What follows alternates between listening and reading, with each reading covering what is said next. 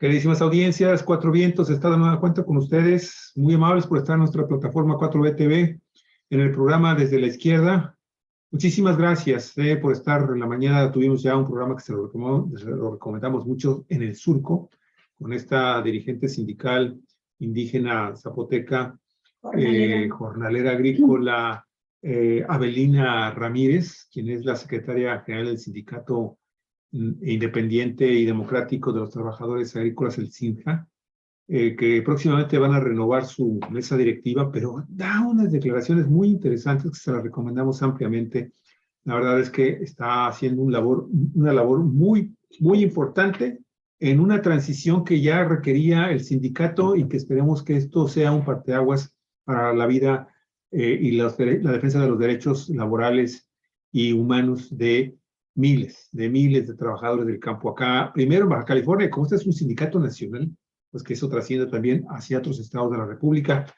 Pero de momento, desde la izquierda, amigos y amigas, nos hace inmediatamente tener contacto hasta la Ciudad de México con nuestro queridísimo amigo y pues un activista político, también un columnista, analista de las actividades del acontecer político de nuestro país, un comunista y también un activista social y asesor en materia político-electoral, el Partido Morena en la Ciudad de México, Jesús Sosa Castro. Jesús, el día de hoy, pues nos trae un tema que de veras es bien interesante, es muy importante, de alguna forma rescatar para las nuevas generaciones la figura de Arnoldo Martínez Verdugo, quien es considerado, Martínez Verdugo, como el constructor del nuevo comunismo mexicano.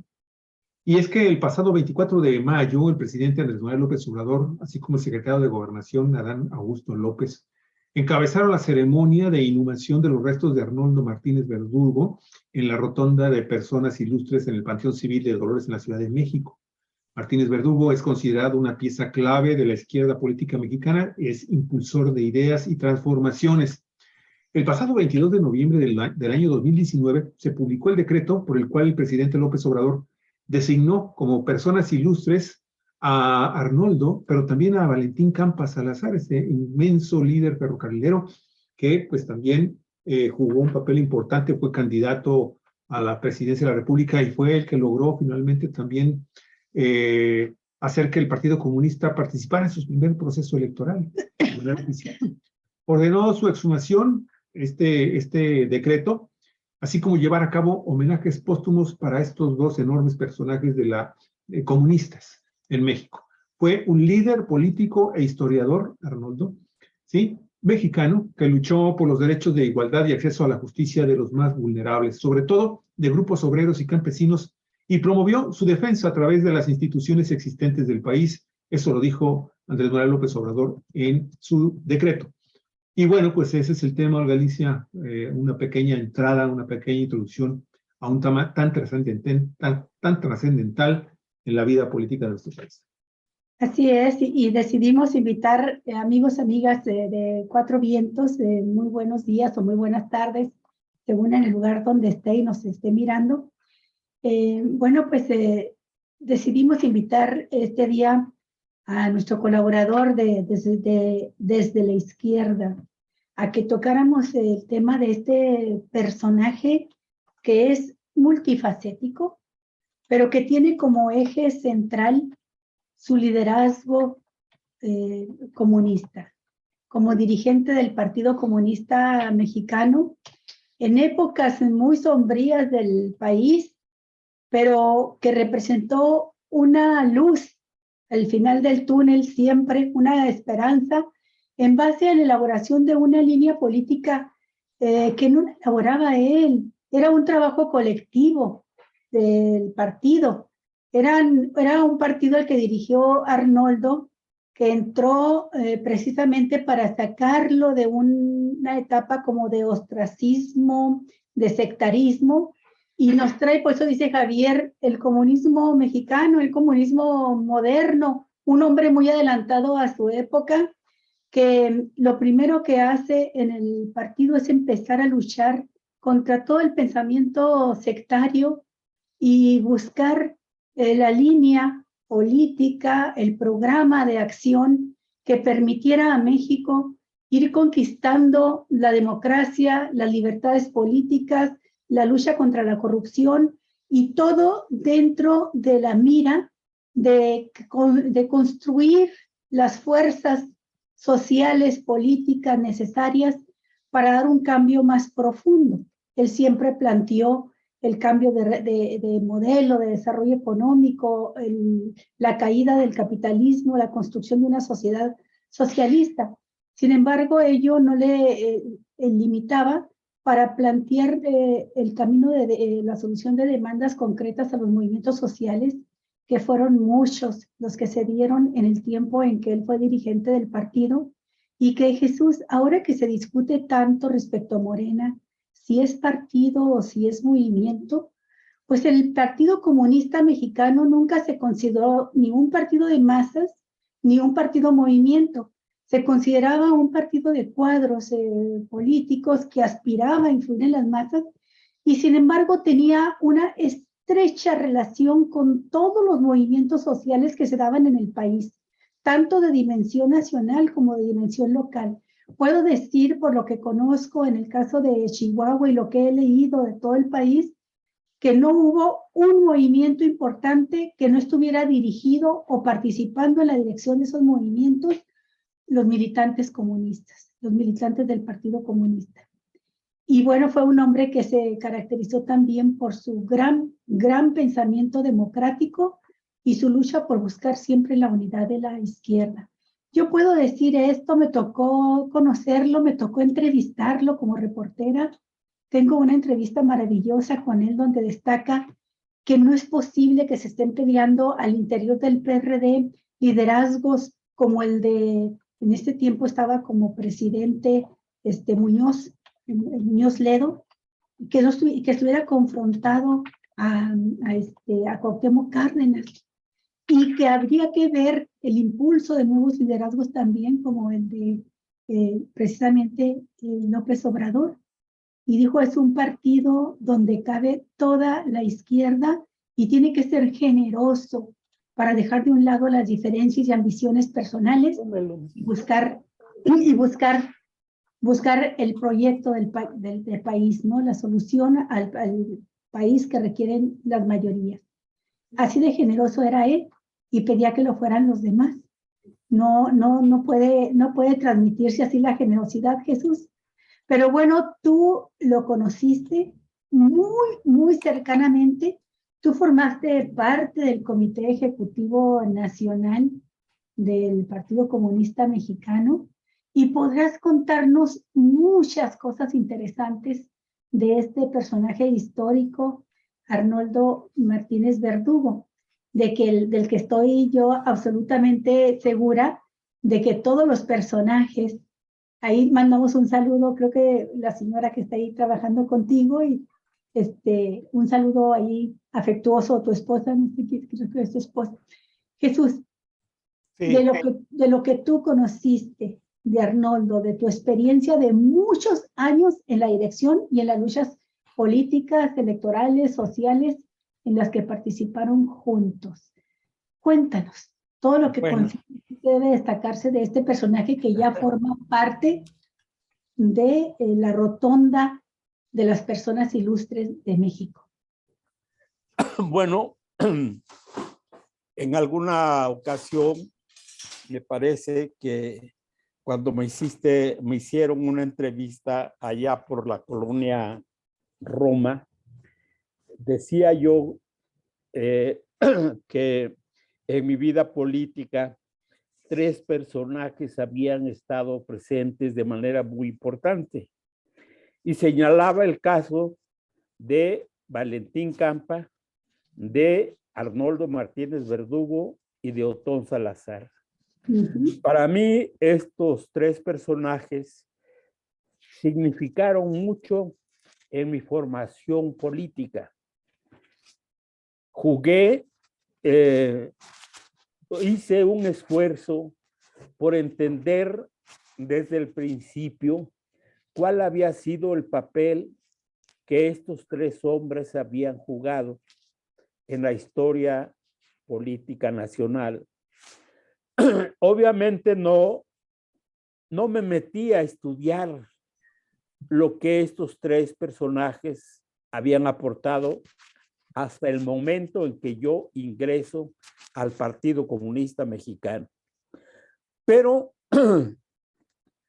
una vez que se vienen las luchas magisteriales, ferrocarrileras y de los doctores, para mí y para muchos compañeros que militábamos en la izquierda, especialmente en la izquierda sindical, dentro del movimiento revolucionario del magisterio, con Otón Salazar a la cabeza, empezamos a darnos cuenta del papel tan importante que jugaban líderes políticos más allá del magisterio.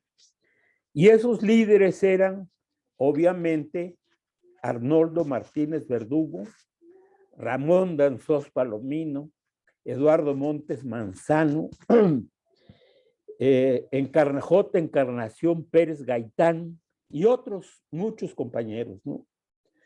Pero de manera particular, en mi caso, me impresionó mucho el trabajo y la sensibilidad política de Arnoldo Martínez Verdugo, que todavía no era el secretario general, porque el movimiento magisterial surge en 1957, 56, 57, ¿no? Y Arnoldo toma en sus manos la dirección del partido hasta 1960, si es que no me equivoco, ¿no? No, sí, ese año fue. Entonces, él en el 56, 57 hasta el 60, que se dieron estos grandes movimientos, él estuvo siempre opinando y participando al lado de los maestros, sin ser el dirigente, el secretario general del partido. Y eso para mí tuvo una repercusión muy importante de manera personal, porque años antes, Otón, Iván García Solís, otros compañeros, Lino Medina Salazar, Rubelio Fernández Dorado, yo y otros que ahora sería muy largo mencionar, estábamos en contra de la línea política que desarrollaba el Partido Comunista Mexicano con los movimientos de masas, especialmente durante el ejercicio que encabezaba el ejercicio político que encabezaba Dionisio Encina. Y en el Congreso de 1960 destituyen a Dionisio Encina y sube a la Secretaría General, entre otros, Arnoldo Martínez Verdugo. Y una de las primeras acciones políticas que toma el comité encabezado por Arnoldo es restituirle los derechos políticos a dos personajes sumamente importantes que habían sido expulsados durante el gobierno del partido encabezado por Dionisio Encinas. Estos eran Valentín Campa Salazar y Hernán Laborde, otro líder muy importante del partido, ¿no? Entonces, hasta 1960, nosotros, estos que yo mencioné del magisterio, dirigentes del magisterio, pues teníamos una actitud en contra de la línea política del partido, debo reconocerlo, ¿no? Por la forma de cómo el dirigente principal se manejaba con los movimientos de masas, especialmente con el movimiento magisterial y ferrocarrilero. Pero las cosas fueron cambiando. Y Arnoldo tuvo la oportunidad y la sensibilidad necesarias para percibir que estos movimientos de masas no podían estar fuera de el ojo de la lucha, del apoyo del Partido Comunista Mexicano. Y participa, da una serie de conferencias, de participaciones, de mesas redondas en donde él expresa de manera personal el apoyo a los maestros y a los ferrocarrileros, especialmente, también a los médicos, ¿no? Pero a partir de ese momento, los que éramos dirigentes del movimiento revolucionario del magisterio, empezamos a darnos cuenta de la importancia política que tenía para estos movimientos la presencia de un liderazgo encabezado por Arnoldo Martínez Verdugo. Y empezamos a acercarnos a esta lucha, ¿no? Estoy hablando de los movimientos de 1956 a 1960, ¿no? Y luego en el 64, si no mal recuerdo, el Partido Comunista Mexicano y un gran movimiento de masas de los que había en esa época, lanzaron como candidato a la presidencia de la República a Ramón Danzós Palomino a través del Frente Electoral del Pueblo. En el 64, si no recuerdo. A contender contra Gustavo Díaz Ordaz. Así es, exactamente, ¿no? ¿Y registro electoral? Sí, sin registro electoral y con una dirección política comunista prácticamente perseguida y en la clandestinidad, porque la lucha en contra de los comunistas era severamente perseguida, reprimida por parte del régimen díaz-ordazista y en general por la burguesía, ¿no?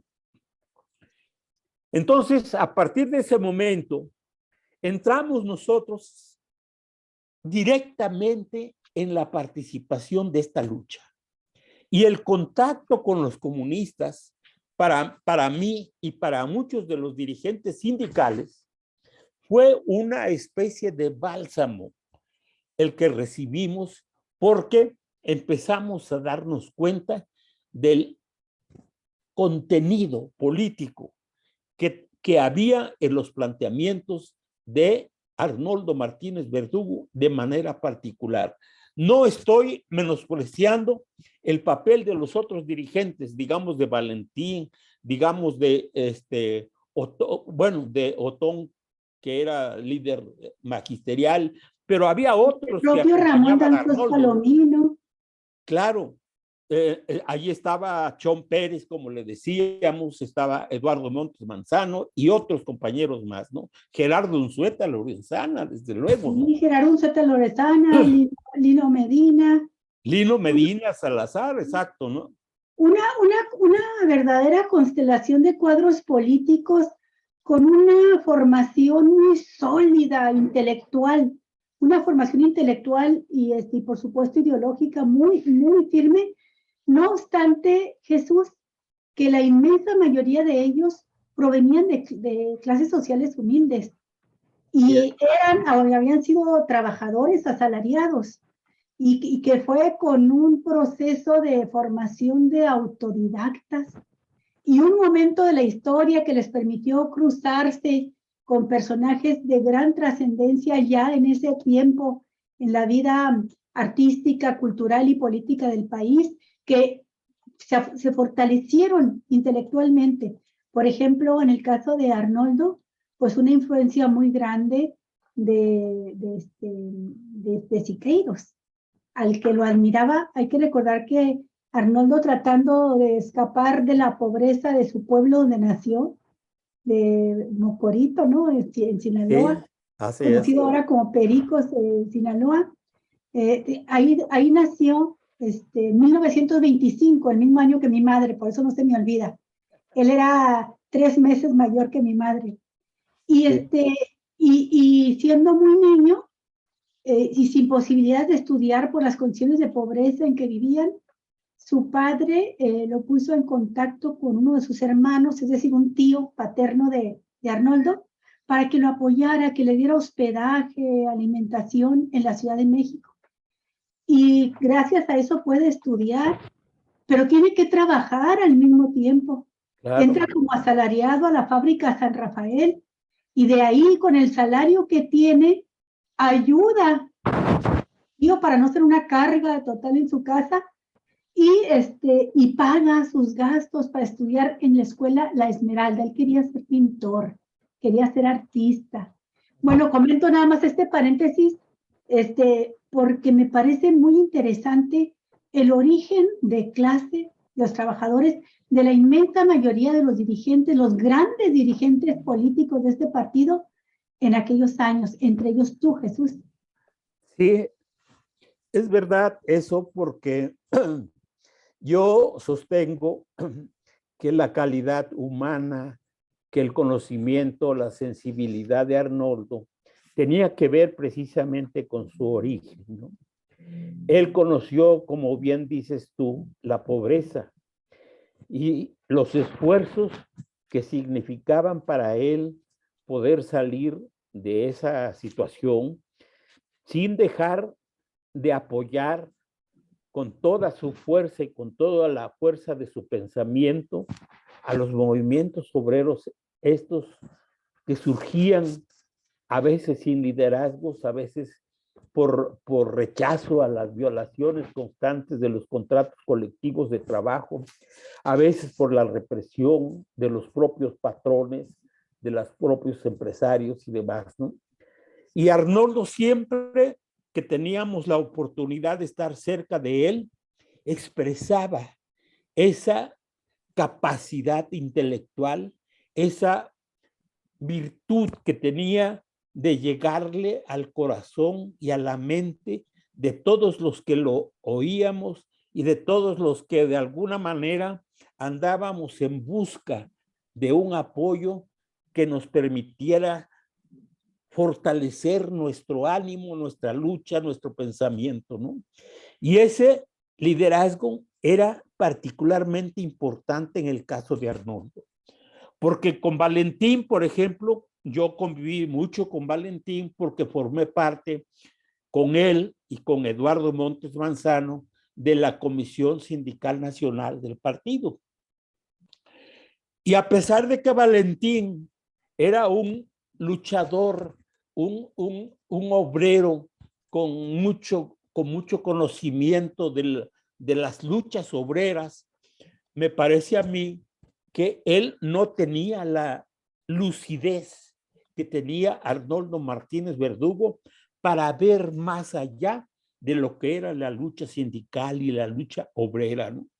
De eso, de ese espíritu revolucionario, de esa mística, solamente la encontramos o la encontré en Arnoldo Martínez Verdugo, al grado de que después de ser, junto con Otón y con otros compañeros dirigentes del MRM, pues decidimos entrar sin mayor condición al Partido Comunista Mexicano.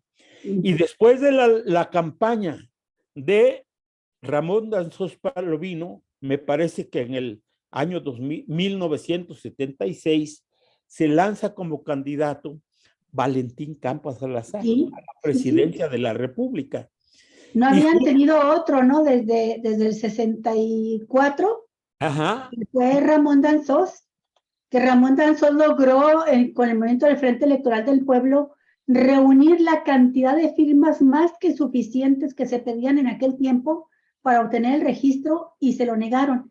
Ese Frente Electoral del Pueblo estaban los comunistas del PCM, pero eran frente de varias fuerzas políticas, y entre ellos, bueno, yo me di cuenta, Javier, también, recientemente que estuvimos en Chihuahua entrevistando al profesor Antonio Becerra Gaitán, que fue en ese contexto de ese Frente Electoral del Pueblo que él ingresó al Partido Comunista Mexicano, que fue candidato a diputado, como siempre haciendo las campañas, rascándose con sus propias uñas porque no había recursos, y que entre las candidaturas a diputados estaba Lucio Cabañas. Así también. es.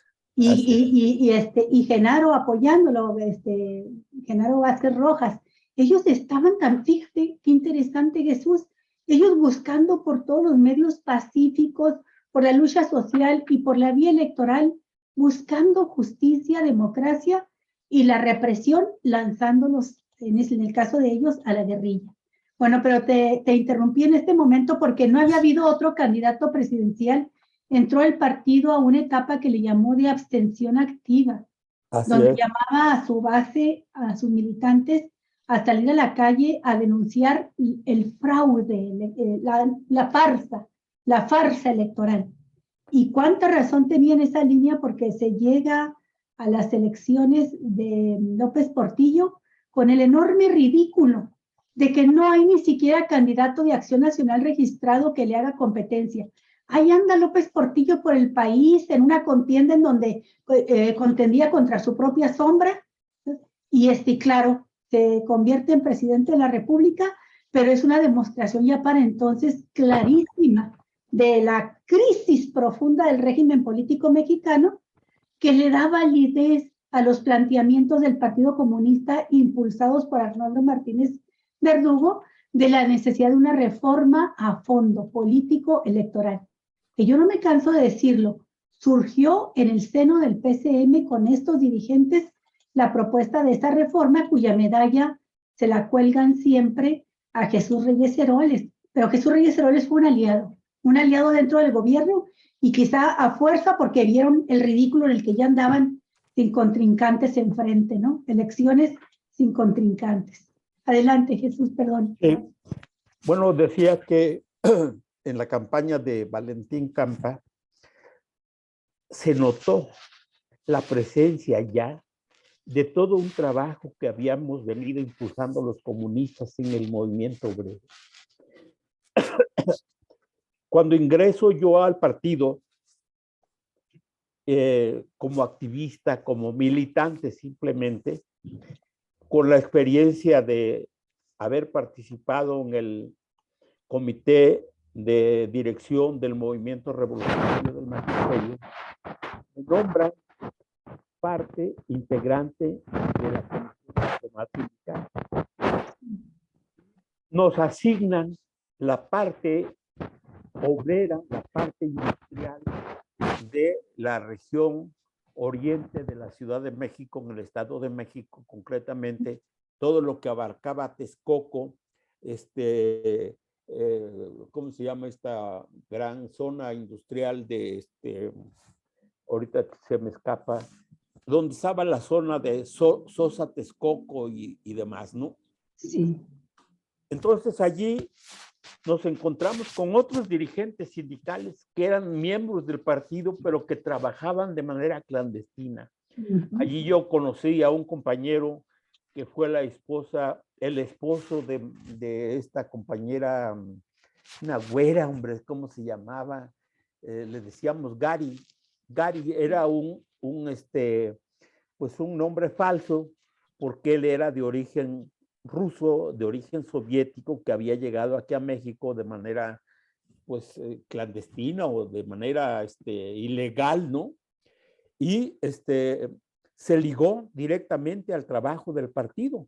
O sea, con esto quiero decir que la dirección del Partido Comunista Mexicano no solamente buscó, sino que formó a un número de cuadros políticos y sindicales que de inmediato se fueron al movimiento obrero y sindical para generar todo un estado de ánimo y de organización política que mostró el músculo ya durante la campaña presidencial de Valentín Campa Salazar.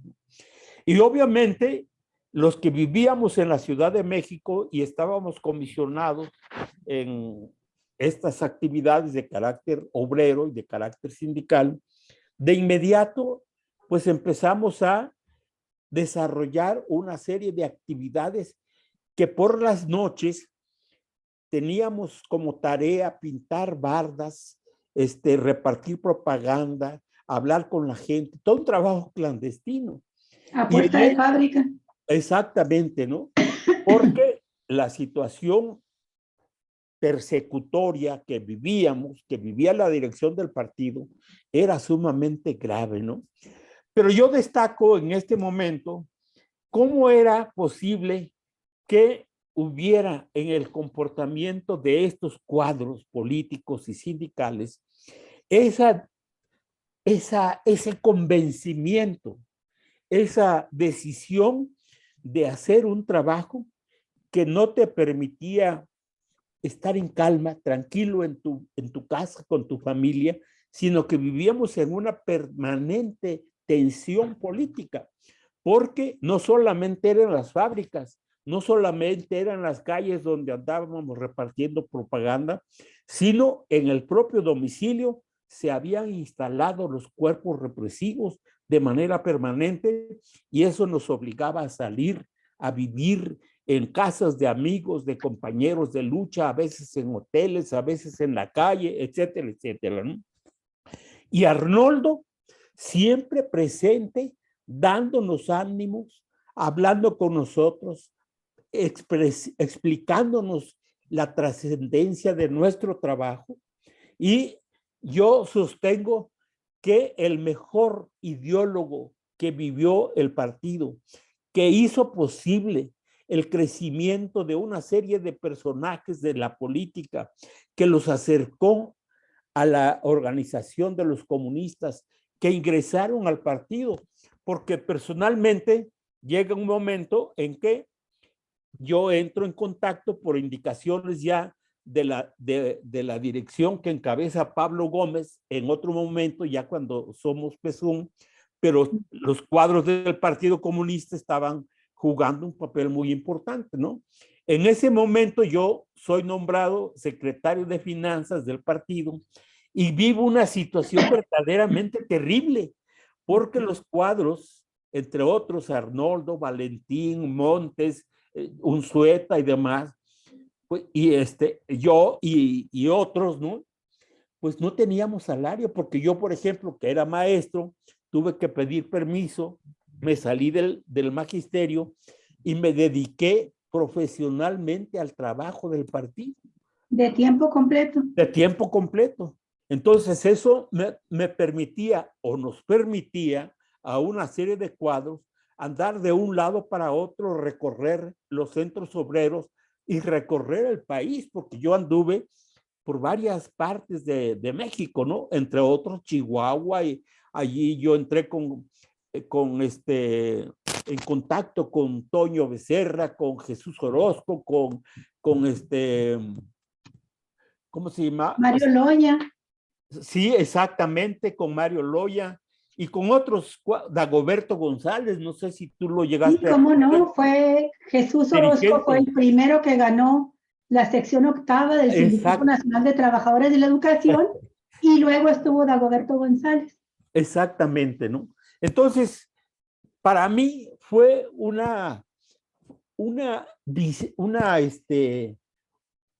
tránsito político que realmente me abrió los ojos de otra manera, Olga, ¿no?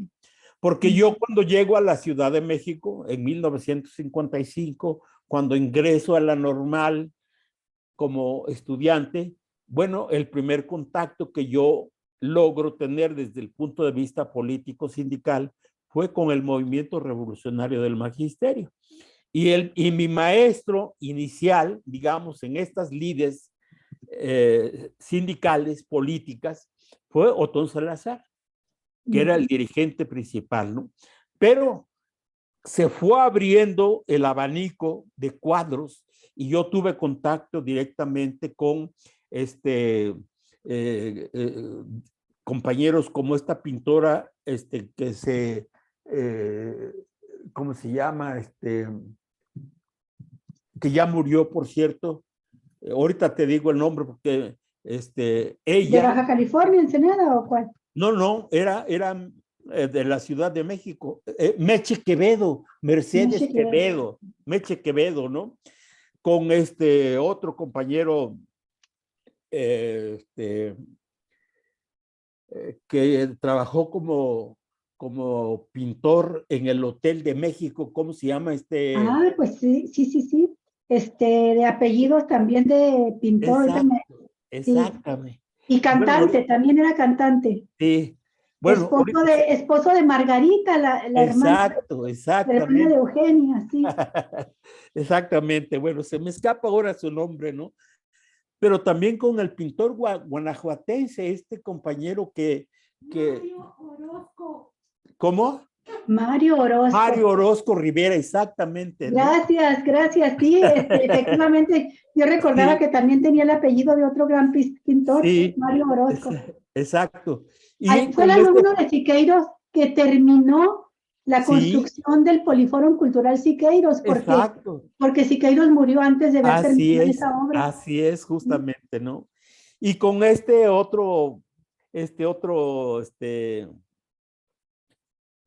¿cómo se llama?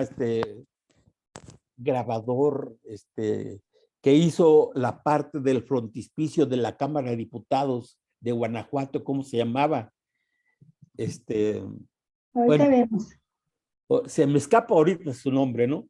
Todos ellos, Olga y Javier, no solamente eran miembros del partido, eran los que aportaban económicamente Sí.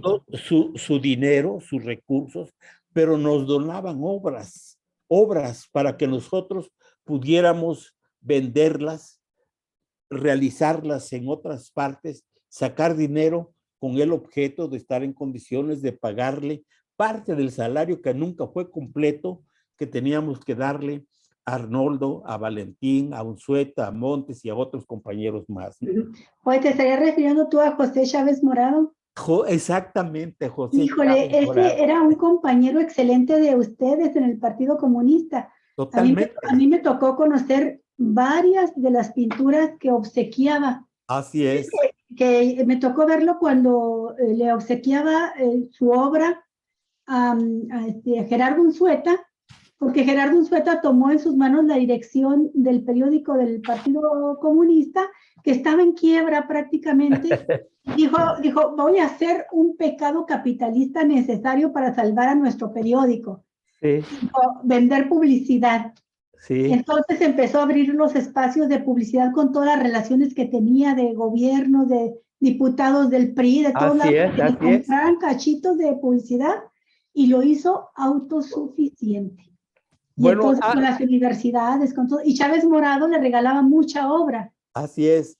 Debo decirles en este punto que uno de los priistas que hizo un aporte económico muy importante al trabajo político del partido, comprando obras de Chávez Morado, es que fue, este, que fue conmigo a un viaje del movimiento sindical mundial ¿cómo se llamaba? Este,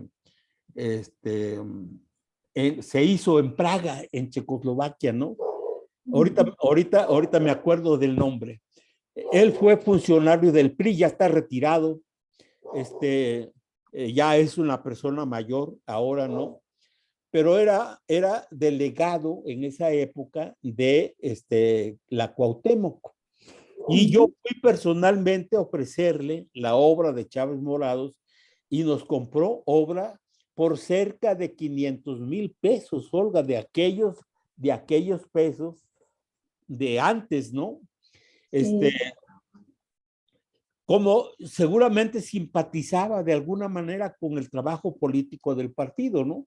Porque no cualquier priista o no cualquier persona nos aportaba recursos en esta cantidad, ¿no? Él lo hizo y fue conmigo a Checoslovaquia. Les cuento una anécdota muy breve. Él llegó con nosotros, nos hospedamos en el hotel y él traía dólares seguramente y se metió al mercado negro a comprar la moneda checa, que yo ahora no recuerdo cómo se llamaba la moneda, y se lo transaron porque las monedas checas que le vendieron eran de antes de la Segunda Guerra Mundial y, y no valían, ya no era moneda circulante.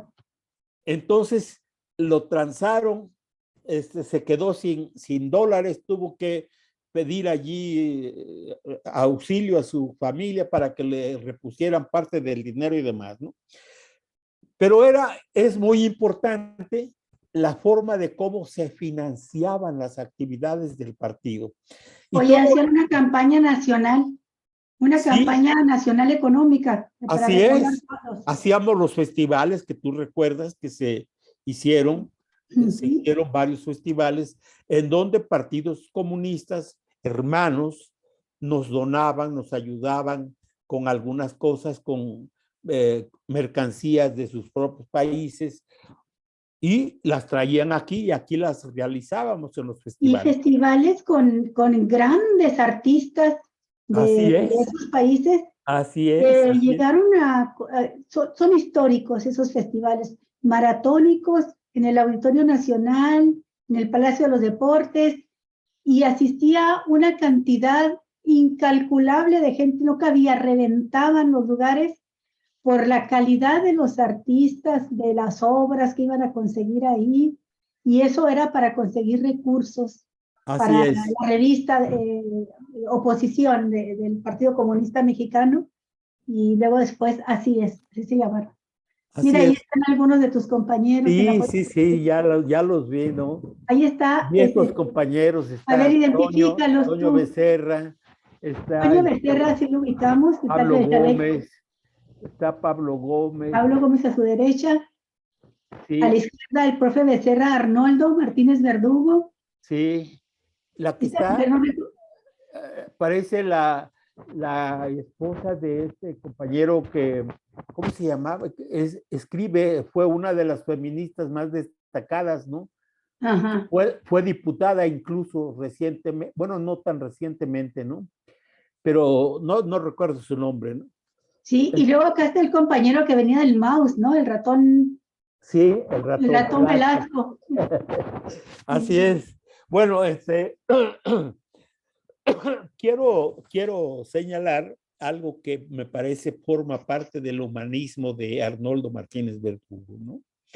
Él era un compañero que le pesaba mucho los problemas que había en el partido, las diferencias, las discusiones, los pleitos que había en el partido, ¿no? Le preocupaban mucho, ¿no? Yo recuerdo debates fuertes que tuvimos una parte del partido con otra que encabezaba Arturo Martínez Nateras, ¿no? Arturo Martínez Nateras encabezaba un grupo que no recuerdo cómo se llamaba, ¿no? Pero obviamente las diferencias eran grandes con Arnoldo y con otro grupo que estábamos con él. ¿Los renovadores? Los renos, exactamente, ¿no?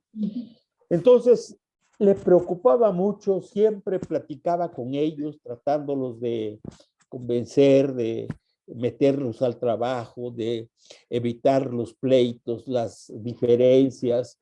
Había muchas discusiones, había debates internos en el comité central del partido. Y bueno, Arnoldo siempre fue un hombre sereno, ecuánime, no se enojaba, era una persona que soportaba de manera correcta la crítica, apoyando sus posiciones, desarrollando sus ideas y demás, ¿no? Hubo un debate muy fuerte cuando se planteó el problema de la independencia, digamos, del partido con relación al PECUS, al partido de la Unión Soviética, cuando se produjo la invasión de la URSS a Checoslovaquia, ¿no? Yo recuerdo que en esa época la discusión fue muy fuerte. 1969, amigo. Así es. Y en la Conferencia Internacional de Partidos Comunistas y Obreros en Moscú, convocada por el propio PECUS, ahí, y asistieron por el Partido Comunista de la Unión Soviética, asistieron 75 partidos en el mundo, y la voz discordante, que además logró reunir a un grupo importante de dirigentes de partidos políticos, fue la de Arnoldo. Así es. Arnoldo, en un discurso histórico que hizo en ese congreso, en esa conferencia internacional, defendió el principio básico de la independencia y autonomía de los partidos comunistas respecto a la Unión Soviética. Son autónomos, independientes y solamente se deben a su propio país. Y esto lo hizo en medio de una crítica fuerte a la intervención del ejército soviético, el ejército rojo, en Checoslovaquia, contra el Pacto Justamente. de Varsovia. Entonces, desde ahí marcó una diferencia. Yo digo que se adelantó Arnoldo Así es, a lo que justamente. después conocimos como eurocomunismo o comunismo moderno. Muchos años se adelantó. Sí, justamente quería señalar, destacar esto, porque me parece que Arnoldo, desde ese momento en que él plantea su posición respecto de la independencia del PECUS, me parece que él sembró la semilla de lo que ahora es parte de la política exterior del gobierno mexicano. Es decir, él luchó no solamente por la independencia de los partidos comunistas, sino de la necesidad y del respeto de que cada país y cada partido desarrollara su política a partir de las necesidades internas de cada nación. Y eso me parece que se refleja de alguna manera muy importante justamente ahora en el planteamiento que hace el presidente de la República respecto a la necesidad de la no intervención de gobiernos en los asuntos internos de los pueblos, de los países, del respeto a la soberanía, a la independencia y a la solución pacífica de las controversias políticas de los países, ¿no? Entonces, con esto quiero señalar, pues, que el papel de Arnoldo Martínez Verdugo está marcado en la historia no solamente por lo que hizo, por lo que escribió, por su pensamiento, sino por lo que construyó para un futuro mediato e inmediato, ¿no? Y yo sostengo hoy que de los comunistas que ha habido en México, los que más aportaron desde todos los puntos de vista en el pensamiento, en la elaboración teórica, en el desarrollo del pensamiento, en la lucha por la unidad de la izquierda y demás, fue precisamente Arnoldo Martínez Verdugo. Curiosamente, fue el periodo en el cual muchos intelectuales, artistas, gente destacada, incluso de sectores de la clase media y de la clase alta, miraban de manera muy respetuosa y algunos de ellos hasta eran simpatizantes o miembros del partido. ¿Por qué? Porque Arnoldo supo plantear de manera correcta su pensamiento libertario, su pensamiento en el cual se recogían las demandas fundamentales del pueblo, las demandas fundamentales de la clase media y sobre todo la lucha en contra de las intervenciones de los países que siempre se han caracterizado por meter la cuchara en asuntos que no les corresponden. De manera particular, él era un luchador en contra de la Guerra Fría, hizo grandes esfuerzos, discutía mucho sobre estas cuestiones para evitar que México y los partidos en general, los pueblos y los gobiernos se convirtieran en apéndices o en instrumentos que sirvieran directa o indirectamente a intereses ajenos a cada país o a cada partido, ¿no? Olga y Javier, esto es lo que yo podría, pues en principio señalar. Hay otras cosas que de manera particular, pues yo viví al lado de Arnoldo. Destaco mi militancia al lado del partido, su apoyo personal cuando yo tengo problemas mira, me acaba de pasar mi compañera el nombre del priista que te digo que aportó, que apoyó con cerca de 500,000 pesos. Se llama Enrique Jackson. Enrique Jackson. Y ya murió, me pone mi compañera, mi esposa, ¿no? Oye, tienes una buena memoria y secretaria sí, y auxiliar y mano derecha. Sí, ahí con tu esposa. Me apoya mucho en estas cuestiones, ¿no? Oye, entonces, Jesús, sí.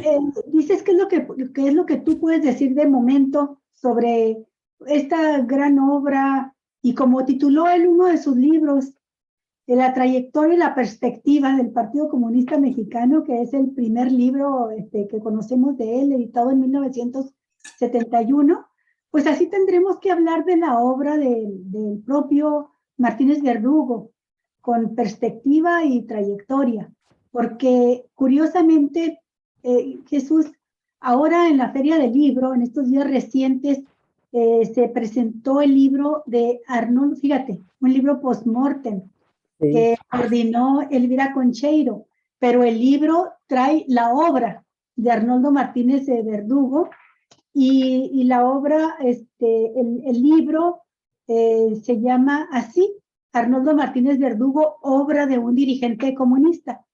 Y hace unos días estaba escuchando el video que se tomó de este evento, porque participaron personas muy interesantes, por supuesto la propia Elvira como moderadora ahí del evento, y estuvo Enrique, Pablo Gómez, Alejandro Encinas también, ¿no? Alejandro Encinas, que fue el primero en hablar, y Marta Lamas, una feminista, que es Sí. uno de los aspectos que me gustó mucho. Alejandro Encinas, de entrada, destaca el prólogo escrito por el presidente López Obrador.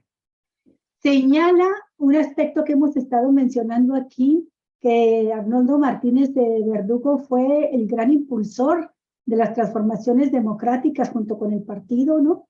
Y que esto tiene que reconocerse en la historia de México.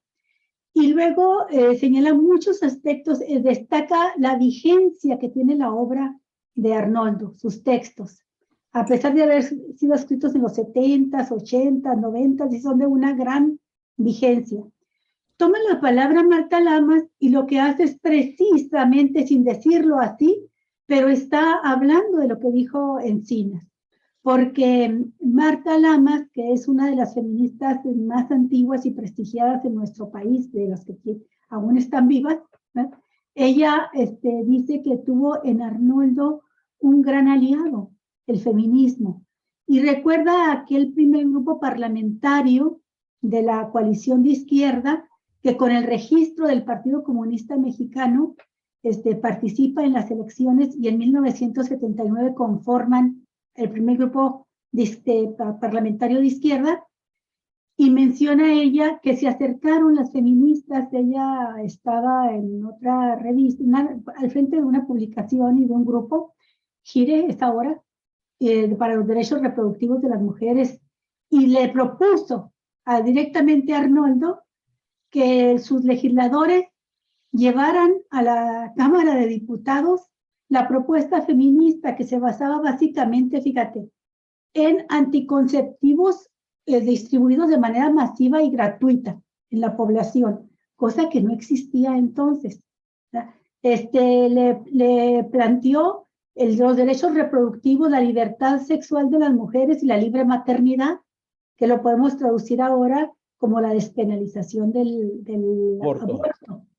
Y de momento se me van los otros dos planteamientos, pero eran 4 planteamientos básicos, muy elementales, pero que forman columna vertebral de las demandas feministas. Y dice que Arnoldo acogió como suyas estas propuestas, las llevó al seno del grupo parlamentario, hicieron una iniciativa de ley y se echaron encima a la feroz reacción de la ultraderecha y del panismo, donde hicieron una campaña muy fuerte, donde hacían carteles o pósters con fetos sanguinolientos, y decían que esa era la obra de los comunistas, que querían matar a los niños en el vientre de las madres, y que querían también imponer un régimen comunista donde esto lo pudieran hacer a plena libertad e impunidad. Bueno, dice que Arnoldo, el Partido Comunista, resistió esa avalancha, fue dura, increíble, que se vino en contra de ellos. Dice, no hubo ningún reclamo para nosotras, que prácticamente les dijimos que si no abarcaban el feminismo no eran izquierda. Dice, pero a partir de ahí se dio una relación muy estrecha con Arnoldo, principalmente había otros, pero ella está destacando obviamente la imagen de Arnoldo como algo muy valioso para el feminismo en nuestro país. Creo que valía la pena destacar eso como entre los rasgos del comunista moderno, demócrata, que fue Arnoldo. Y por último, Jesús, pues mencionar también la intervención de Pablo Gómez, que fue excelente, y donde señala, como lo hizo Encinas, que el programa de la Cuarta Transformación es en gran parte el programa enarbolado por los comunistas en la lucha por la democracia. Y también señala, por supuesto, Pablo, que cuando se habla por parte de López Obrador de la corrupción como uno de los principales problemas, se está refiriendo a que es parte estructural del Estado y que por eso se convirtió en eje de los problemas del país. Dice, pero, dice, obviamente, quienes estamos aquí, se refiere a todos los que vienen de la militancia de izquierda socialista y comunista, dice, pues estamos por un cambio de régimen total, dice, en la lucha por derrocar al capitalismo seguirá existiendo hoy y siempre. Creo más o menos eso fue lo que vale la pena hacer.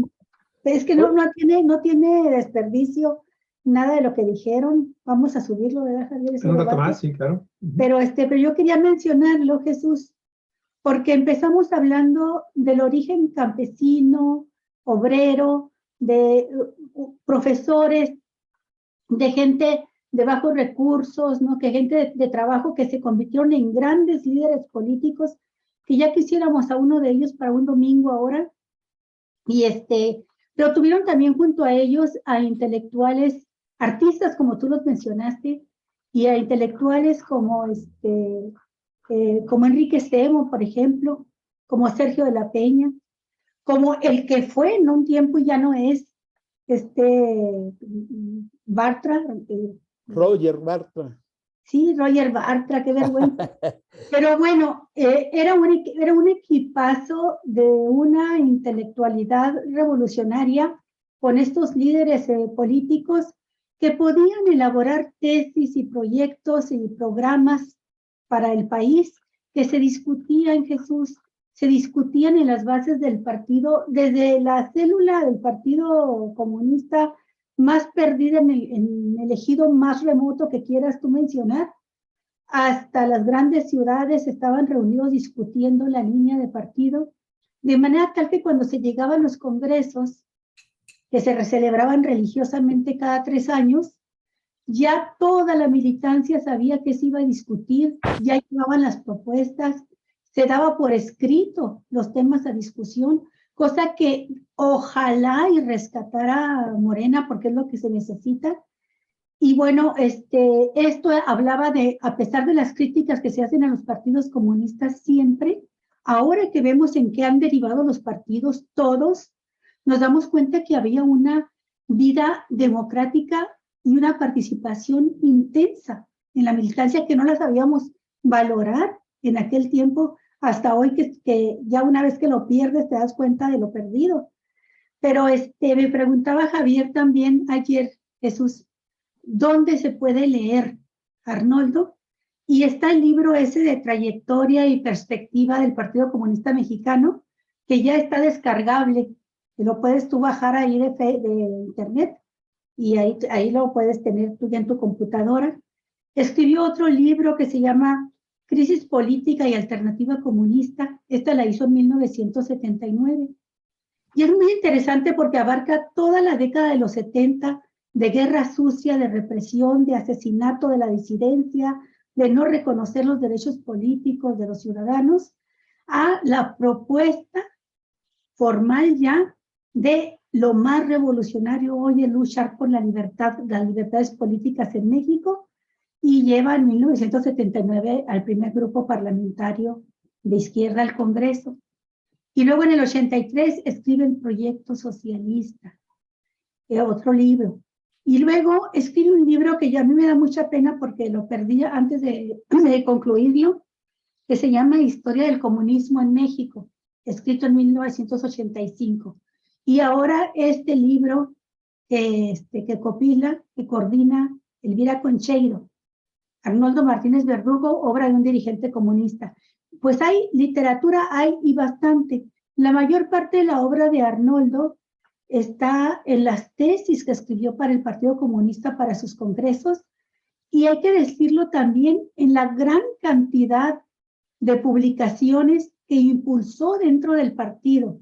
Ya habíamos hablado del periódico que se llamó inicialmente Oposición, fue creado en 1970, pero había una revista también, Nueva Época, al siguiente año, 1961, Historia y Sociedad, que la dirigían Enrique Semo y Sergio Peña en 1965, Socialismo, en la revista Socialismo en 1975, El Nuevo Machete, me estoy equivocando, El Nuevo Machete, bueno, también lo dirigía Semo y compañeros, igual que Historia y Sociedad, y la última, Memoria, 1983, una gran revista de poca circulación, pero que son el inicio de la última parte de la contribución teórica de Arnoldo, que creó, nunca trabajaba solo, ni pensaba en el escritor que se sienta, se aísla en una casa de campo a escribir un libro y luego lo convierte en bestseller. No, él trabajaba para esclarecer o tratar de esclarecer la realidad y buscarle una salida a favor de los trabajadores, a favor del pueblo mexicano. Y esta revista Memoria la publica cuando ya él sale de la dirección del partido. Ya para entonces lo que existe es el Partido Socialista Unificado de México, y él crea el Centro de Estudios del Movimiento Obrero y Socialista, el CEMOS. ¿Sí? Y de ahí está, me parece yo, debe ser la parte más rica de aportación de Arnoldo en cuanto a elaboración teórica. Ojalá pudiéramos conseguirlos todos, amigo. Sí, yo estoy completamente de acuerdo contigo. Me parece que CEMOS es el centro más rico donde quedó plasmado el pensamiento de Arnoldo Martínez Verdugo, ¿no? Allí están muchos de sus discursos, de sus planteamientos, de sus libros, de su obra política en general. Hay que asomarse de cuando en cuando, por lo menos, a este centro que todavía sigue vigente, que sigue siendo atendido, ¿no? Quisiera terminar mi última opinión, Olga, sobre un problema que es contradictorio, ¿no? Mientras en el PCM las células que funcionaban, la estructura orgánica de este partido dio grandes frutos, porque no solamente generó el desarrollo del pensamiento marxista, sino que se convirtió en los centros de debate de los problemas nacionales. La militancia de los comunistas en células, como les llamábamos, dio origen a debates de mucha importancia. Era donde se organizaba el trabajo por regiones, por centros de trabajo, por colonias, y la gente actuaba, trabajaba realmente, ¿no? Había eso que ahora se ha perdido, porque en esa época los comunistas trabajábamos por convicción, no se nos pagaba, íbamos a la calle, a los centros de trabajo con nuestros propios recursos, convencidos de la importancia que tenía la actividad que se estaba desarrollando, que se estaba impulsando en los centros obreros, en los lugares más diversos de nuestro país. Y resulta que ahora eso que comenzó en Morena, siendo una estructura parecida al trabajo de los comunistas a través de células, y que en la creación original de Morena eran los comités distritales elegidos democráticamente para el debate, para la organización, para hacer llegar las opiniones y las actividades a la gente, al pueblo en general. Pues eso se despreció, se acabó con eso, y ahora vivimos una anarquía enorme en el seno de Morena. Una antidemocracia, ¿sí? No hay democracia, no hay debate, no hay discusión, no hay organización, no hay estructura. Y bueno, pues esto es verdaderamente lamentable, ¿no? Sí. Porque esta sensibilidad que en su momento expresó y sigue expresando, me parece a mí, el presidente de la República, al tener en su gabinete, en su estructura de gobierno, a distintos personajes como el caso de Alejandro Encinas y de Pablo Elvira y Gómez, Luciano Concheiro, Pablo Gómez. de Elvira Concheiro y demás, ¿no? Pues es un Martín. reflejo muy importante este homenaje que le hizo el gobierno a Arnoldo como parte de su reconocimiento y demás. Pero pareciera ser que le están pasando por de noche lo que está ocurriendo en el seno de Morena al presidente de la República.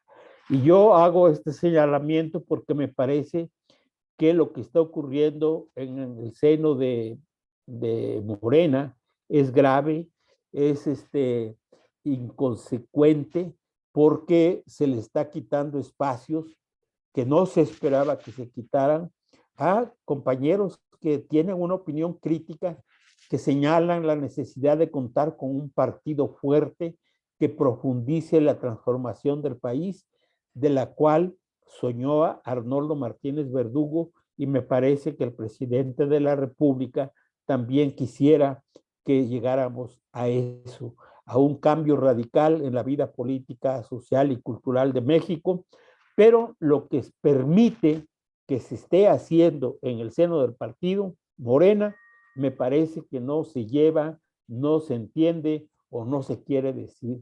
Y eso a mí me parece pues una actitud incorrecta de parte pues del presidente de la República y de su gente más cercana, que está por el cambio más profundo de la cuarta transformación.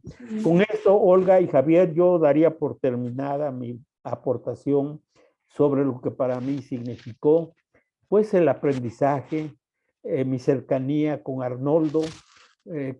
Por último, quisiera decir que cuando sale liberado, después de que lo secuestran algunos compañeros del Partido de los Pobres, está 17 días secuestrado, yo hablo con él porque se nombra una comisión en la que estamos Antonio Franco, que no sé ahora dónde ande o qué es de él, Eduardo Montes Manzano y yo, como los intermediarios para discutir con los compañeros del Partido de los Pobres y lograr la libertad de Arnoldo.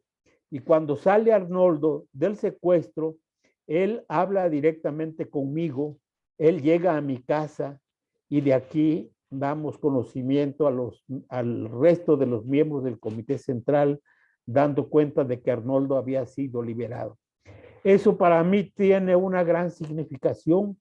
Quiere decir que me tenía confianza, sabía de la cercanía que nos unía, de la identificación política que había entre nosotros y sobre todo estaba enterado del trabajo social que estaba desarrollando a través del partido y de manera particular siguiendo su pensamiento y su conducta política, que para mí sigue siendo un referente de mucha profundidad. Con Sí. eso termino, Olga y Javier. Sí, yo nada más quiero poner un marco de contexto a lo que acabas de decir, porque mucha gente ignora por qué fue secuestrado Arnoldo por el Partido de los Pobres. Sí. Y bueno, resulta que después del secuestro del corruptazo y represor gobernador Rubén Figueroa, y de su posterior liberación por parte de la guerrilla comandada por Lucio Cabañas, se viene una represión muy fuerte, desarticulan a la guerrilla, asesinan a Cabañas y la represión continúa. Entonces, el Partido de los Pobres, que había logrado cobrar si no todo, una parte de lo que le pedían por el rescate del gobernador, decidieron entregarle ese dinero en custodia a Arnoldo Martínez Verdugo. El tiempo transcurría y no había nadie que reclamara el dinero, todos andaban a salto de mata o habían fallecido, se habían matado, los habían desaparecido. Y Arnoldo, con la venia de la dirección del partido, deciden comprar un local, porque se pagaba mucho de renta para el Partido Comunista. Así es. Después de que se compra ese local, pues aparecen unos militantes del Partido de los Pobres y exigen la entrega del dinero. Dinero que por supuesto ya no tenía Arnoldo en sus manos, y le pedía un plazo para reunirlo, entregarlo.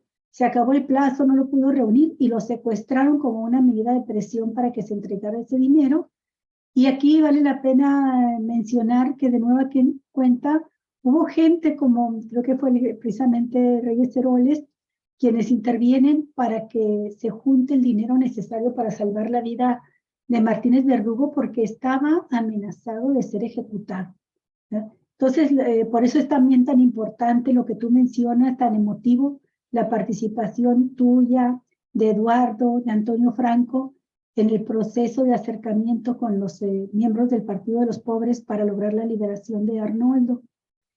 Y por último, yo nada más quiero mencionar la importancia de que el presidente López Obrador haya tenido la sensibilidad de decretar la entrada a la Rotonda de los Hombres Ilustres de dos grandes líderes de nuestro país que entran por sus aportaciones como comunistas, como militantes comunistas y sindicalistas. Valentín Campa Salazar, uno de los hombres que tú dijiste influyó mucho en tu formación, ¿verdad?